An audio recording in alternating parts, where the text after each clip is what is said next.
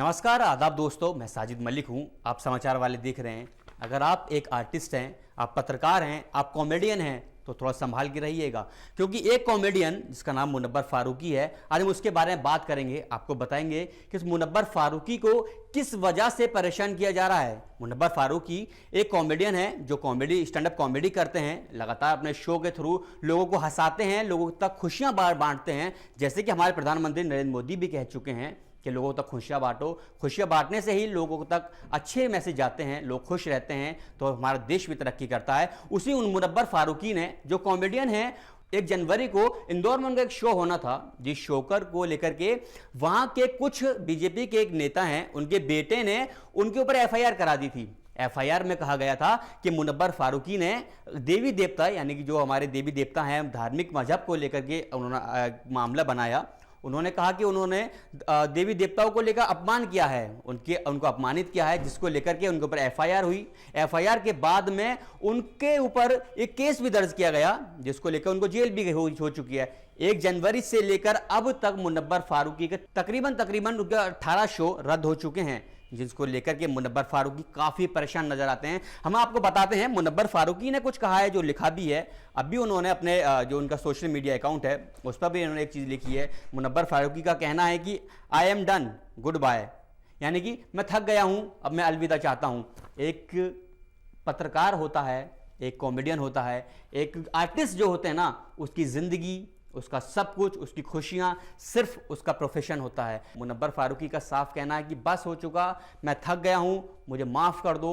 मैंने आप जिस वजह से आप मेरे शोज को आप कैंसिल कर रहे हो, जो मेरे शोज नहीं होने दे रहे हो, वो गलती मैंने की ही नहीं है, जिसको लेकर के काफी बहस भी छिड़ चुकी है। इसी बहस को लेकर के एक पक्ष जो है मुनव्वर फारूकी के सपोर्ट में है, वो कह रहे हैं कि भाई अगर आप एक आर्टिस्ट को इस तरह से दबाओगे, उसके शोज को आप बंद कर दोगे, तो वो वैसे ही मर जाएगा। उसको लेकर के राहुल गांधी ने, कांग्रेस के जो पूर्व राष्ट्रीय अध्यक्ष भी रह चुके हैं, राहुल गांधी ने एक ट्वीट भी किया है मुनव्वर फारूकी को लेकर के। उन्होंने कहा है कि नफरत नहीं जीतेगी, विश्वास रखिए, हार नहीं माननी है, रुकना नहीं है।